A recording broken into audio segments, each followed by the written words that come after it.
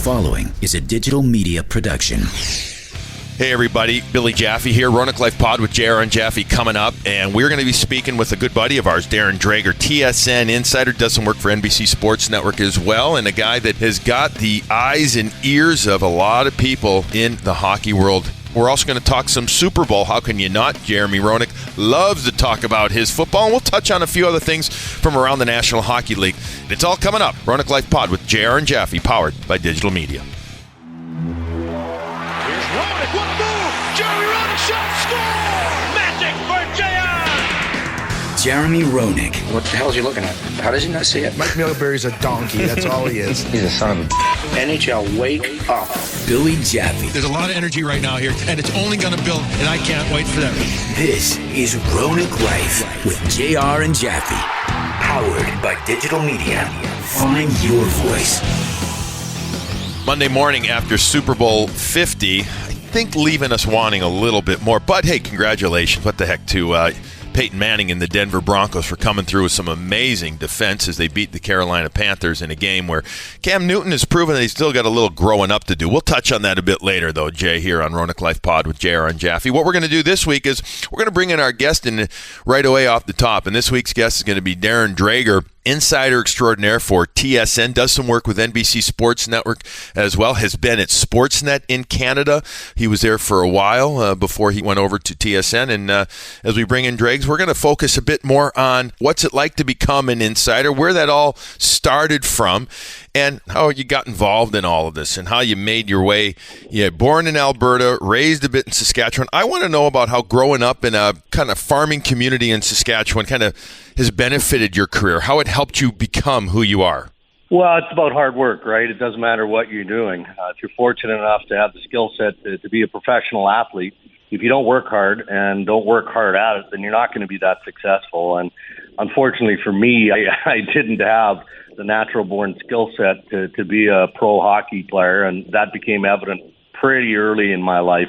But I had a passion for sport, and I had a gift of gab, if you will, and I knew I didn't want to spend time on the farm. The industry was shifting, and it really wasn't for me, so I had to find the next best thing. And I remember driving to the big city of Yorkton, Saskatchewan with my mom and listening to the radio, and I heard this advertisement for Western Academy Broadcasting in Saskatoon, and it was a small tech school, and I thought, you know what, I think I'd be okay with that.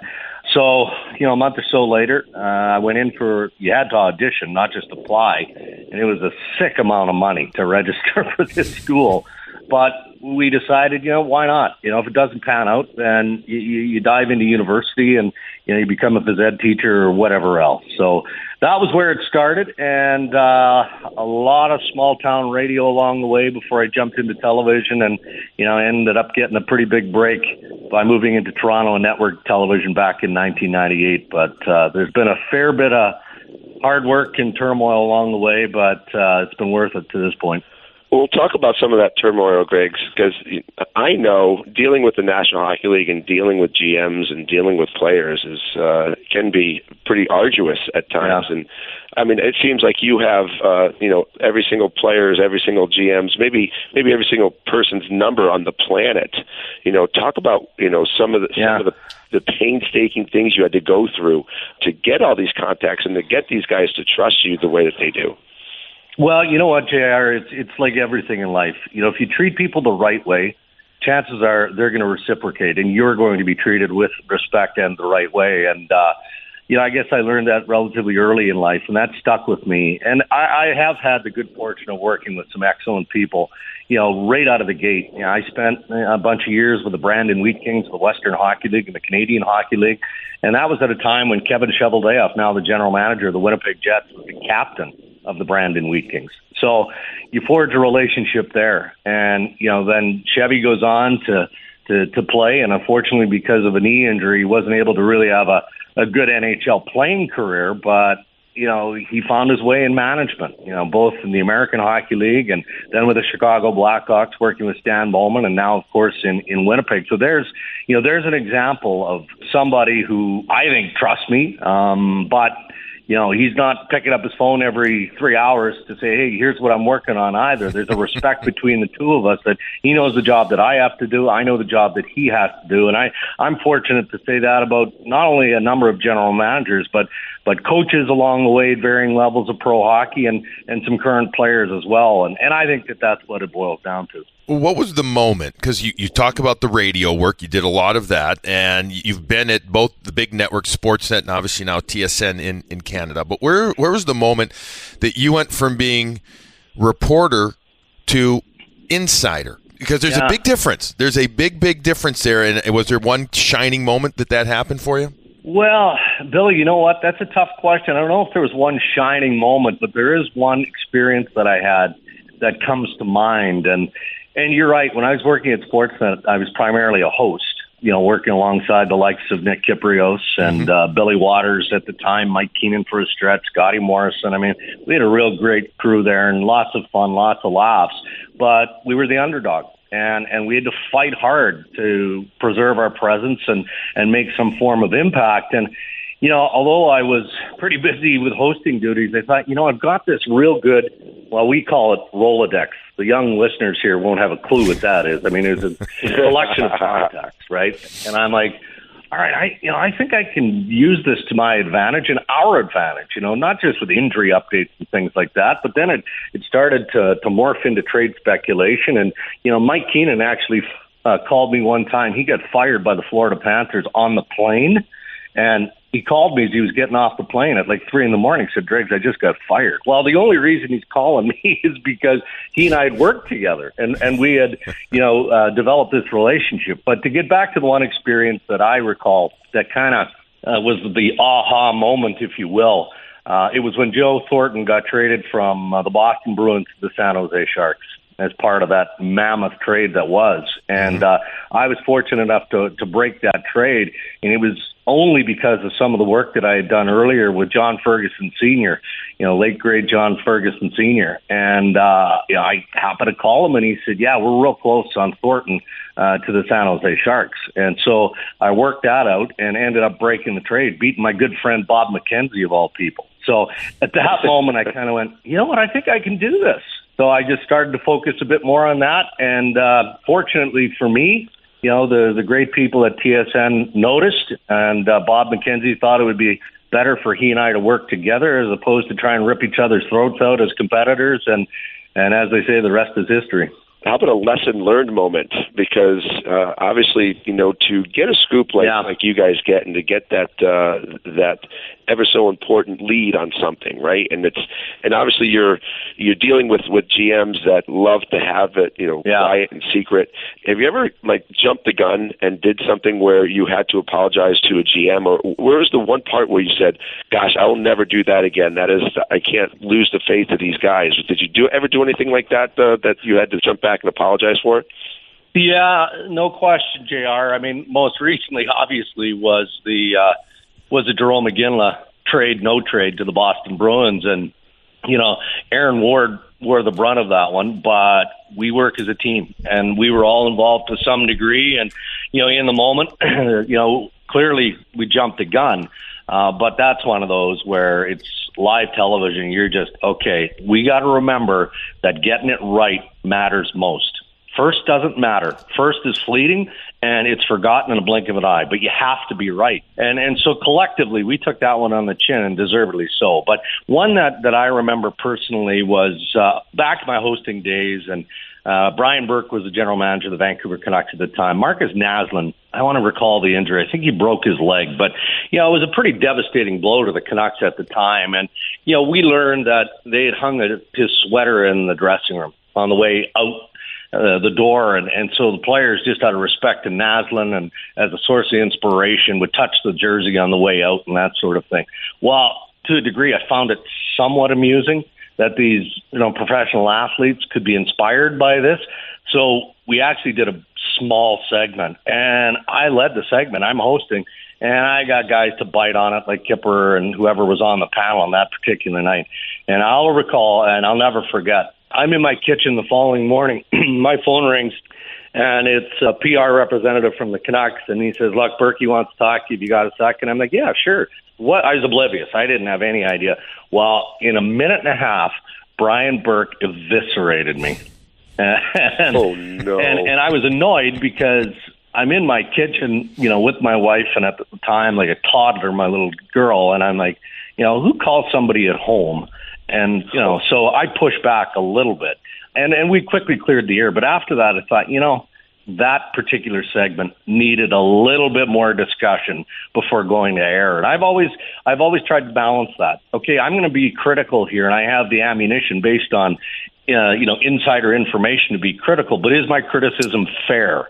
And that's what I always think of, and that was a pretty good reminder. So if that's a moment that maybe you're not as proud of, but a learning moment, as you say right there, is there a moment that you are most proud of? Would it be the breaking of the Paul Kelly situation, or is there something else that, Dregs, that you said, you know what, as I look at my career, this one stands out, is something I am very proud of?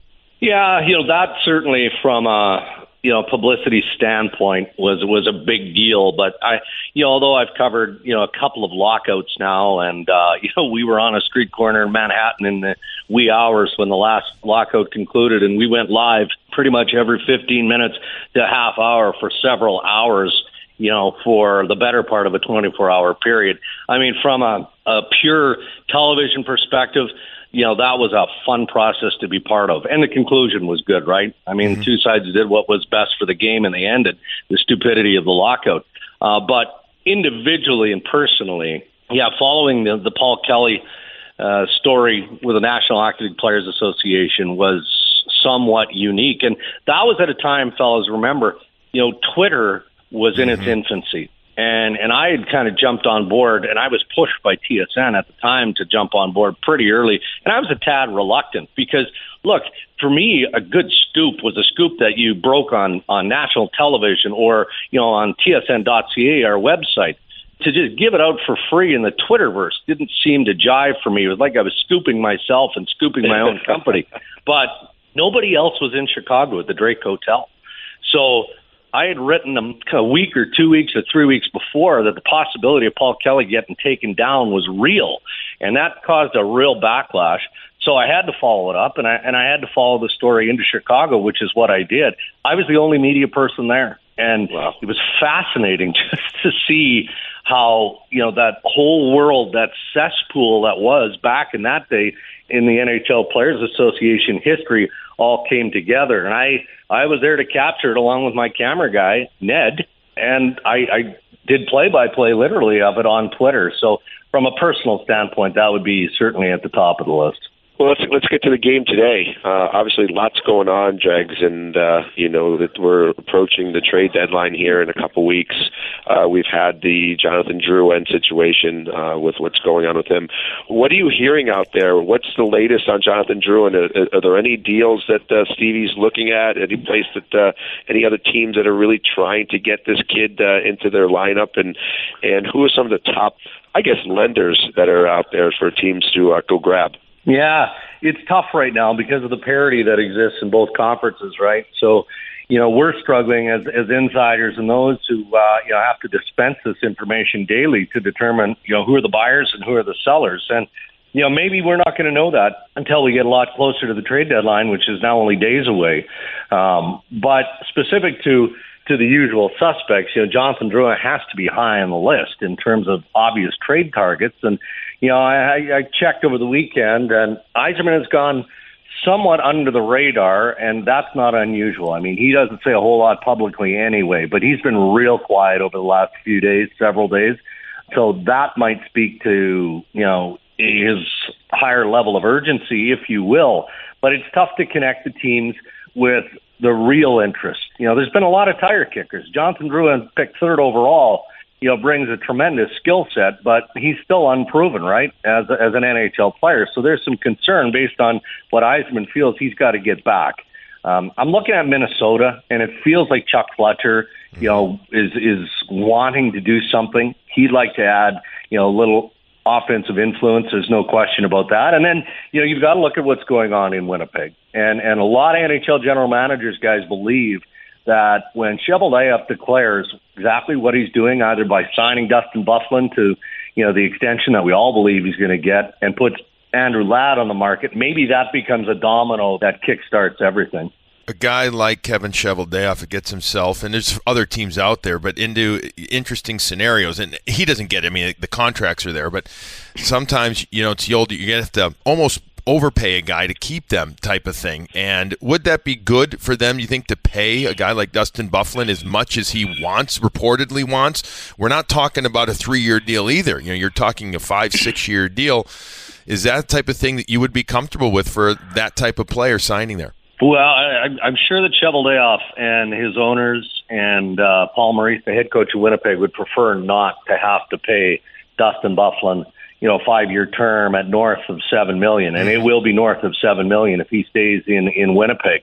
But that's the going rate right now. And if Winnipeg is going to continue to be competitive, and that has to be their goal, then they can't worry about what's happening 3-4 years from today. They've got to worry about signing and keeping arguably their best player. And he is so impactful that they can't really envision moving forward without him. And it's a ladder effect. So, Winnipeg, we know to be a budget team. They're willing to boost that budget a little bit, but check the payroll of the Winnipeg Jets. Mm-hmm. They're down near the bottom with the Arizona Coyotes.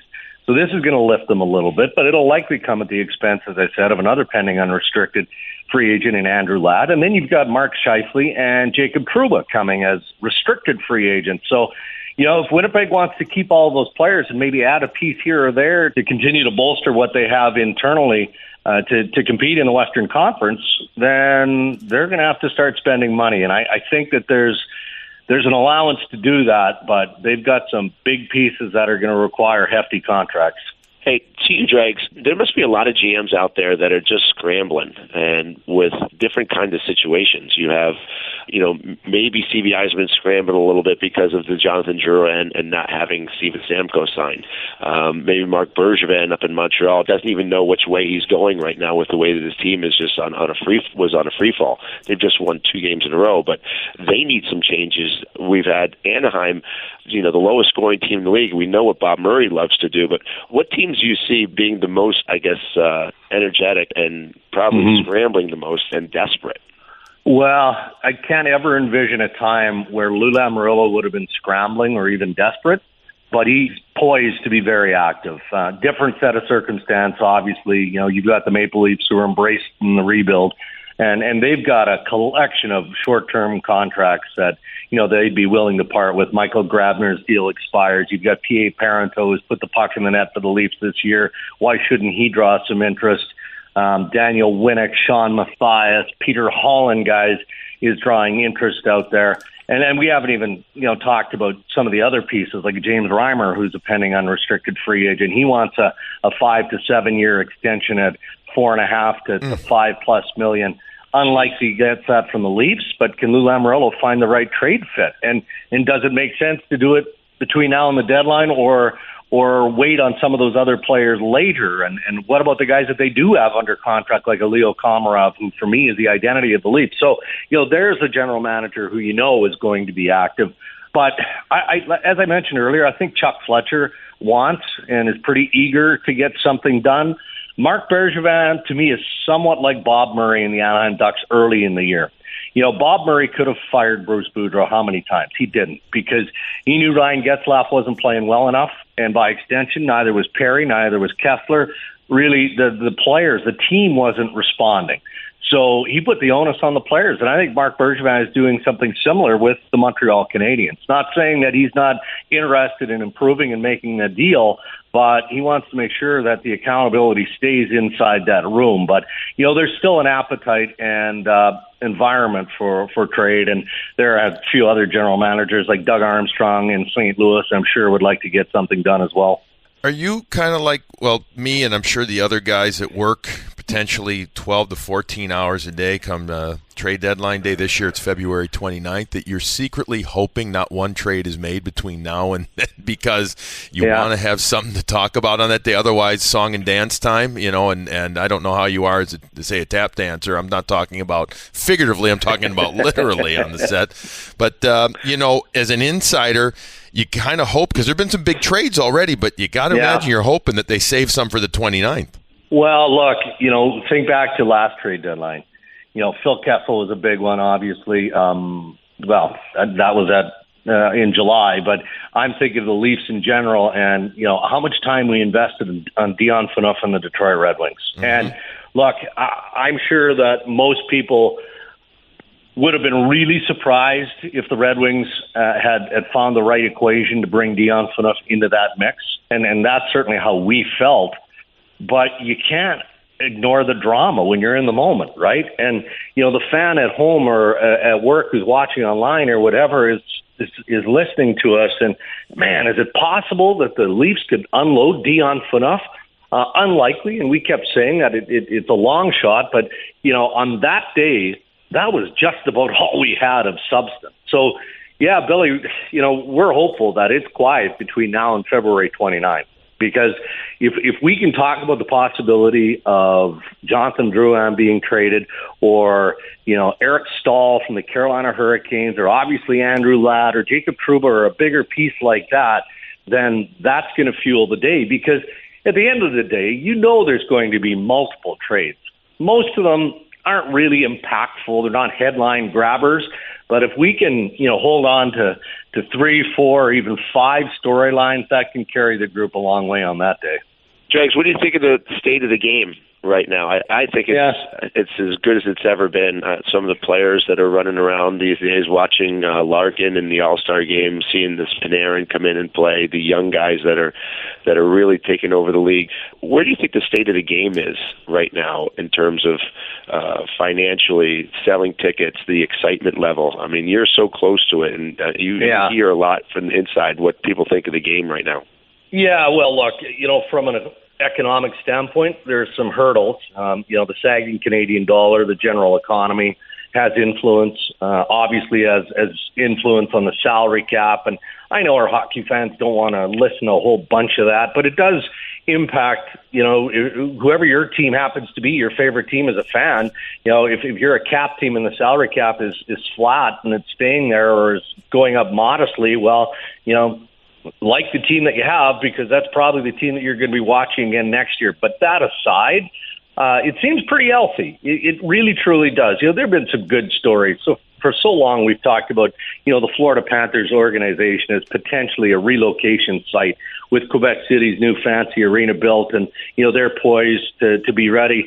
But, they got the injection of $86 million not that long ago, which was a godsend. So now we can move on and focus where we should focus on the ice with the Florida Panthers. And Dale Talon and Gerard Gallant and everyone in Florida have done a great job of assembling that team and turning that team into a contender. So that's a good story. And you're right. You look at some of the youth around the NHL and how, well they're playing from Panarin in Chicago. And Dylan Larkin, for me, has been one of the best stories all year in Detroit. And, but you also, again, see the parity that exists. I was in Ottawa on Thursday to watch Connor McDavid playing his second game back coming off injury. Unreal. He and Jordan Eberle from the Oilers just lights out good in the first 2 games that McDavid was back with their chemistry. And then they fall to pieces after that. That's just how things have gone in certain scenarios. But I would say, generally speaking, the game is in great hands. It's interesting because I agree with Jeremy. I agree with you as well. But I always question this too.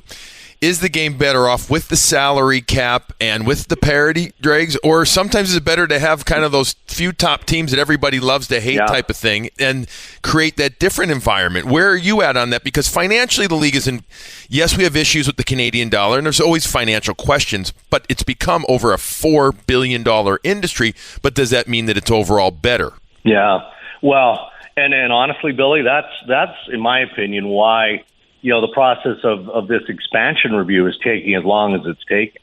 Of course, there are some process issues that have to be observed, and that's what the executive committee of the National Hockey League is doing, right now and continuing to do.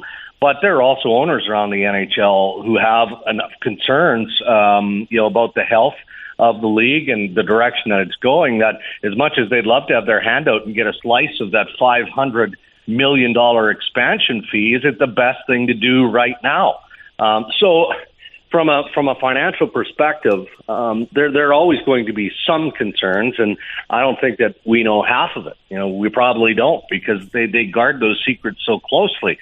But from my own perspective and the business that I work in, yeah, it's better when there's not as much parity, because if you've got a team that's hit the skids that shouldn't be, then you follow it closely. And it's like how closely we've followed the Montreal Canadiens until this weekend. They finally find a way to win again, but is that short-lived? I mean, it was so hot in that market in terms of the speculation as to what Marc Bergevin is going to do, what he has to do. I mean, everyone's a Monday morning quarterback with the original 6 teams. So when you've got the parity that exists across the game, then those storylines become few. And we happily jump on board when teams like the Montreal Canadiens hit the skids. Well, I got one last question before we let you go here. And this is probably the most important question that I could come up with here. And I need to know how big your cell phone bill is. Do you even see it? Or does it go right to the company? And I want to know how much time you think you spend on your cell phone a day, because guys like you and Bob and Elliot Friedman, I don't think I've ever seen you not holding it, not talking on it, or not texting on it. Well, I can tell you the only time I shut it off is on an airplane. And I don't do the airplane mode thing, because I'm like, well, if I can't transmit with it, what's the purpose? I might as well shut it off and save the battery. Every other time of the day, it's beside me, including, sleeps right beside me when I go to bed at night. You never know. And that's happened, and I've done that for a long, long time. The last time I checked, I shouldn't even talk about this, but I will. Last time I checked with my cell phone bill, I think it was over $5,000 for a month. Oh my gosh. Yeah, and that was a number of years ago. So let's hope that the cell phone plans have changed. But you're right; it goes right to the bean counters at TSN. And if they had issues with it, I suppose I would have heard a long time ago. But I do recall at one point around the trade deadline a number of years ago, one of them saying, your cell bill is almost $5,000 a month. And how many phones a year do you go through? I mean, you beat them up? I mean, do you just, or can you make it through a year now with the same phone? Yeah, for the most part, I can get through. Well, the new iPhones now are seemingly indestructible. Like, I've dropped a few in water and whatnot over the years. But you remember the BlackBerry, the original blue one? Sure. It was kind of round and heavy and all of that. I kept that thing. That's like a trophy for me, because that might have been the phone I had for the Thornton trade way back when. But that was when text messaging and all that kind of opened doors for our world and how quickly we could get to our sources. Well, that's great stuff. We appreciate you taking time, awesome Darren Dreger. That's great. Yeah, very much so. TSN, do some work on NBC Sports Network as well. And, Jeremy and I will see you around, and continued success and continued information gathering success. Yeah, good luck on the battle with big old Bob McKenzie on the best scoops, buddy. I look forward to we're who wins. We work hand in hand. There's no rivalry. I love there. it. Thanks for the interest, boys, and stay safe. You too. Thanks a lot. Darren Dreger. When you're running your own business, you're bound to be busy. Too busy.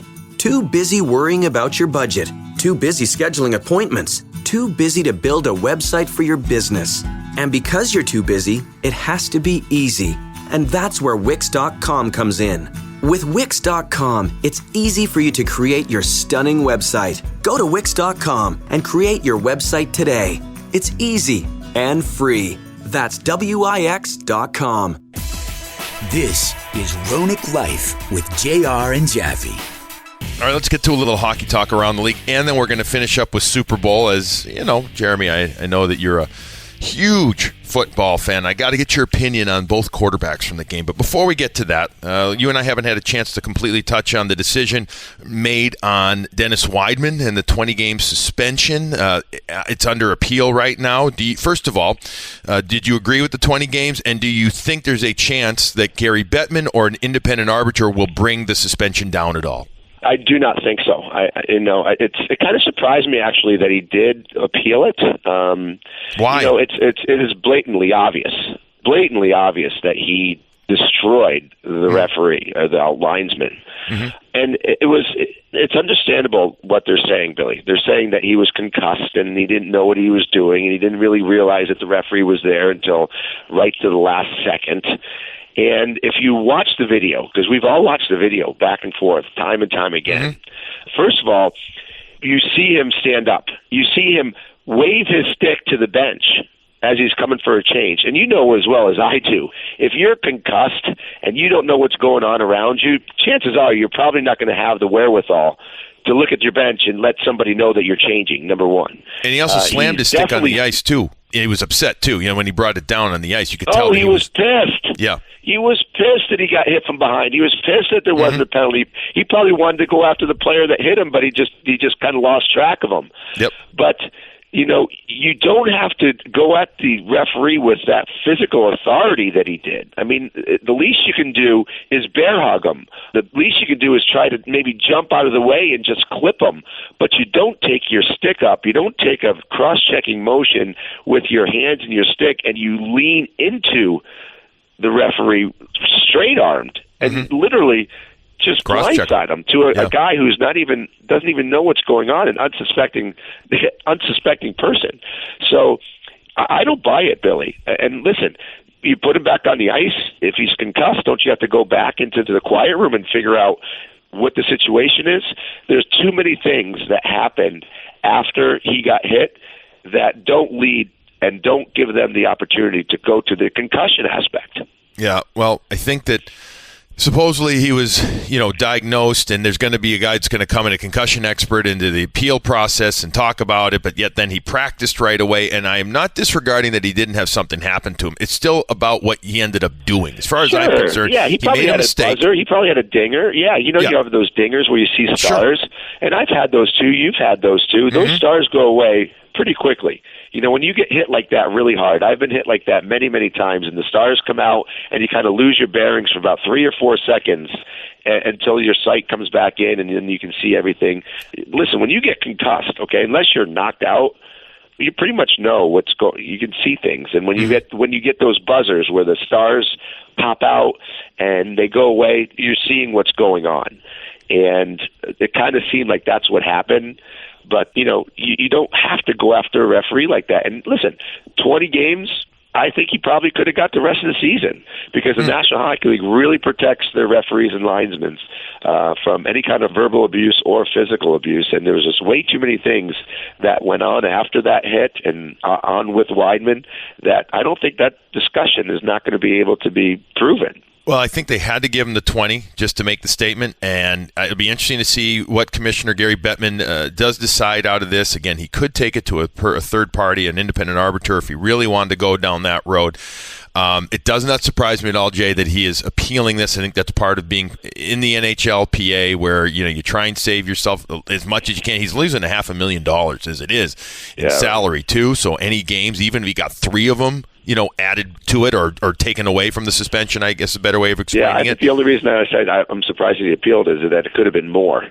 So. That's the only reason why I say I was pretty surprised. But, it is what it is. He's out 20. I think the league acted harsh and swiftly, and it's going to send a message to the rest of the players that these referees are very, very highly protected and regarded. Yeah, and let's switch to on ice quickly here before we get to this little Super Bowl talk. Talking to Stars coming out, just to play on your words here in concussion, the Stars have come out again for both the Anaheim Ducks, and I want to touch quickly on Sidney Crosby. We talked a lot about him our first few weeks on RoenickLife Pod here. Sidney Crosby's on fire again. I mean, he is back. Mike Sullivan has done an excellent job there. The team, since the trade with Carl Hagelin and David Perron, each of those teams have won 6 games. But just real quickly, your take on what you're seeing from Sidney Crosby right now, because there's no denying he's not one of the best players in the league again. He's not, but he is playing extremely well, and he's playing as one of the top players in the league right now, and I think it's great. He's so fun to watch when he's flying, when he's going, some of the things that he does. He does things at such high speeds that very few can do, even at this level. But you know what he's doing, Billy, is he's skating. He's finally skating. He's using those wheels. He's flying through center ice. And I do agree with you. I think Mike Sullivan's system has opened him up and allowed him that freedom to freewheel it. Not really. It's not that he has to worry about defense as much. Of course he needs to worry about defense. But I think Mike Sullivan is given the mentality that they want to go on the offense as fast as possible. And he's really making sure that the defense have a lot of the burden of getting the puck into Sidney Crosby's hands and then letting them go. I mean, I haven't seen them go from defense to offense as fast as they have in the last month, in maybe 2 years. So definitely Mike Sullivan's influence on Sidney Crosby and the Pittsburgh Penguins are starting to come. Malkin's still playing well, but to see Sidney Crosby flying through neutral ice, getting that puck, and then turning on the Jets again and feeling like he's free again, it's no wonder why he's lighting it up and playing as well as he is.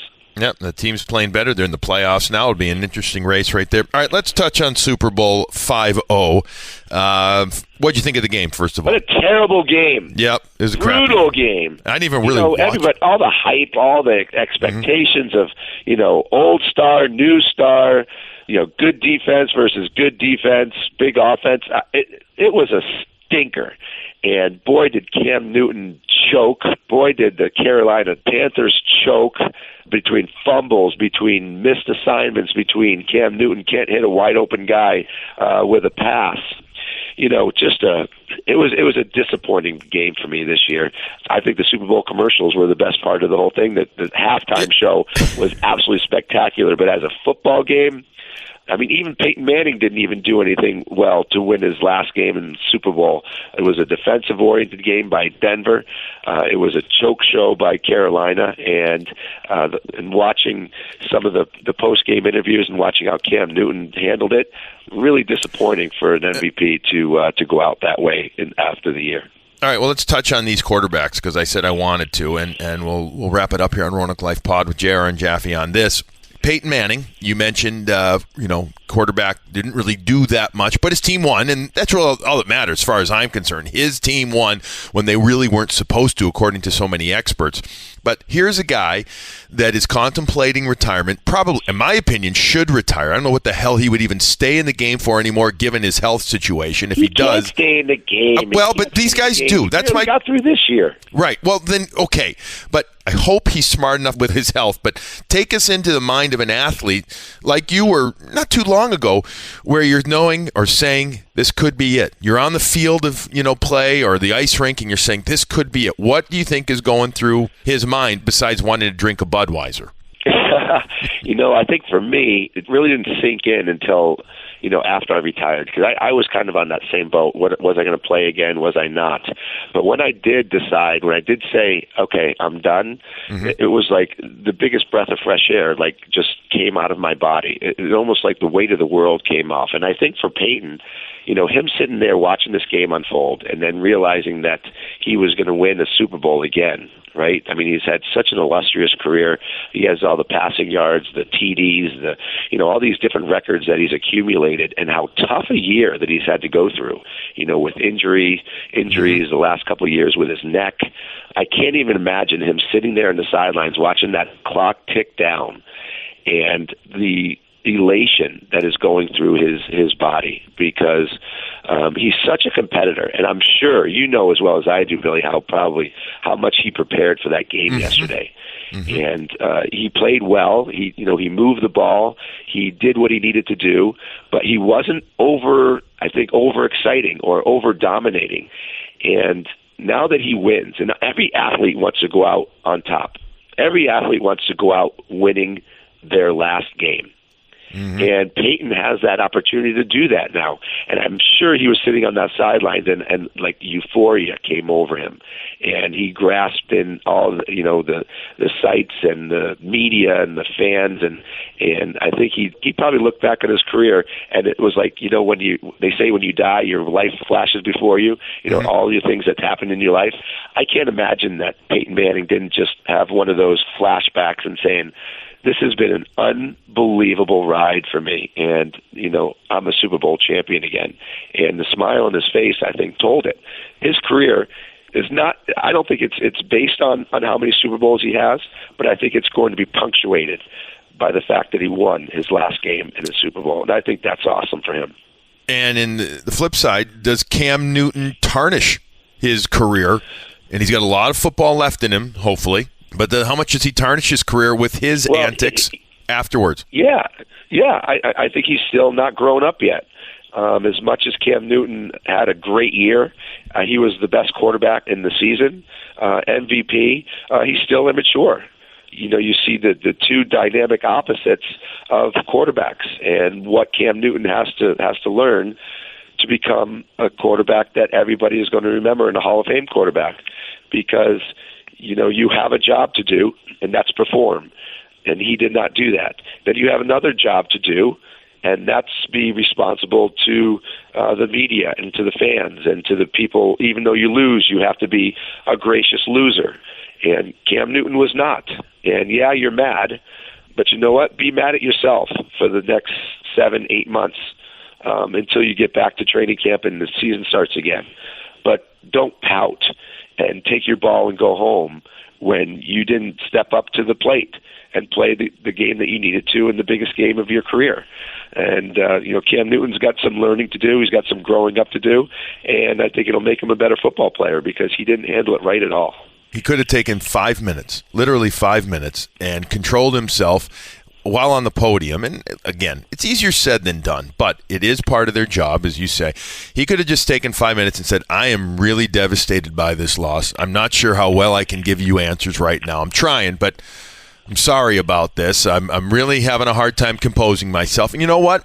He could have tried or given it the old effort, and within a few minutes, I think media might have wanted more out of him, but at least they would have respected him.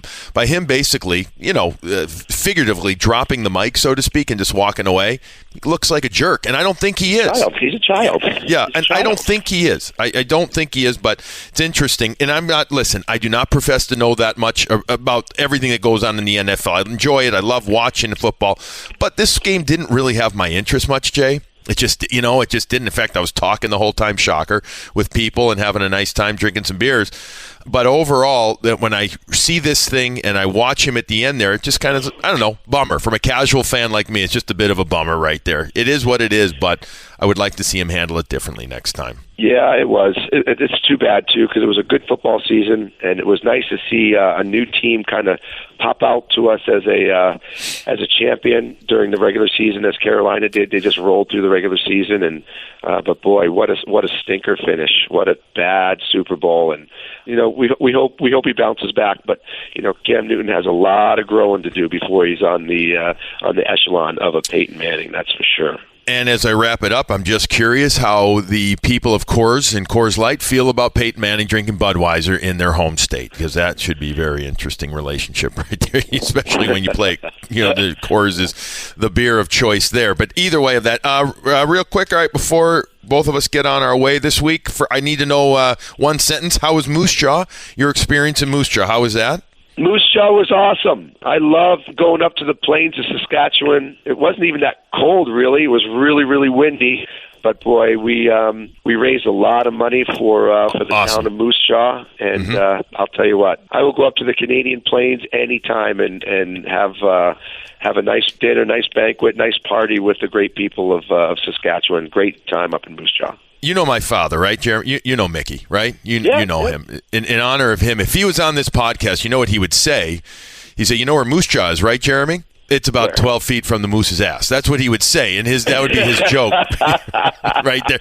He says it every time he hears that, he hears moose jaw. You know where that is. It's about 8 feet. It changes from 8 to 10, 12 feet, from the moose's ass. Fantastic. Your week ahead is what? I know we're talking, you're in Chicago. You got some work to do with the Blackhawks today. What else you got going this week? I'm going to interview Andrew Shaw. I'm going to interview Victor Hedman.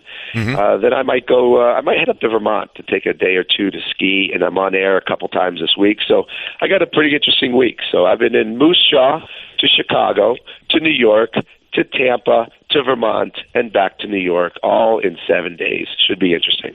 That should be an awful lot of fun. I've got the NHL Network to start the week on Monday night, and then weather permitting, back to Boston for the Boston Bruins and the LA Kings. Milan Lucic comes back to town for the first time as a visitor, so they'll definitely welcome. That'll be a fun night as the Bruins fans welcome him back. A couple of more Bruins games throughout the week, a college game as well later in the week in Hockey East, and then back up to Canada for Sportsnet by the end of the week. So both of us very busy.